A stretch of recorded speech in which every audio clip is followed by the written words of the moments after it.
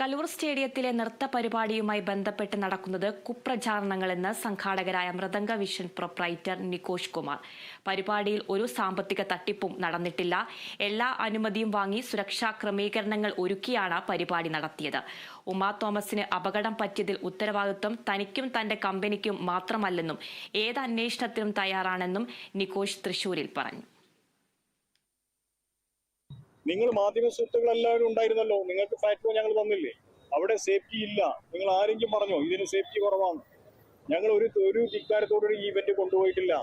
Event ഇത്രയും smooth ആയിട്ട് ഒരു കാഷ്വാലിറ്റി ഇല്ലാതെ വന്ന കണ്ടസ്റ്റൻസ് അവരെ വീട്ടിലെത്തി എന്നുള്ളത് ഞങ്ങളുടെ ഏറ്റവും വലിയ ഭാഗ്യമാണ്, ഞങ്ങളുടെ പ്രാർത്ഥനയാണ്. നമ്മൾ ബുക്ക് മൈ ഷോ ആയിട്ടാണ് ടിക്കറ്റ്. നമ്മളല്ലാതെ അഡീഷണൽ കൂപ്പൺ അടിച്ചിട്ട് അവരുടെ സീലില്ലാതെ ടിക്കറ്റ് പോയിട്ടില്ല. അത് കോംപ്ലിമെന്ററി പാസ് മാത്രമാണ്, VVIP പാസ്. വന്നിരിക്കുന്ന നൃത്തം കാണാനെത്തുന്ന ഓരോ കുട്ടിയുടെ പാരന്റ് VVIP തന്നെയാണ്. അതുകൊണ്ടാണ് അഡീഷണൽ VVIPക്ക് ആരോ പറഞ്ഞു 149 രൂപ അതിന് മേലും ടിക്കറ്റ് ഉണ്ടെന്നുള്ളത്. അത് വ്യാജമാണ്. ഏത് അന്വേഷണ സംഘത്തിന് മുന്നിലും ഹാജരാവാൻ സന്നദ്ധനാണ്. ഉമാ തോമസ് അപായം സംഭവിച്ച അല്ലെങ്കിൽ അവർക്ക് അപകടം സംഭവിച്ച ഒരു വിഷയമാണല്ലോ, അതിന്റെ ഉത്തരവാദിത്വം താങ്കൾ ഏറ്റെടുക്കുന്നു? അതിന്റെ ഉത്തരവാദിത്വം ഞങ്ങൾക്ക് വിഷമമുണ്ട്, പക്ഷെ അതിന്റെ പൂർണ്ണ ഉത്തരവാദിത്വം ഞങ്ങൾക്ക് എങ്ങനെ ഏറ്റെടുക്കാൻ കഴിയും?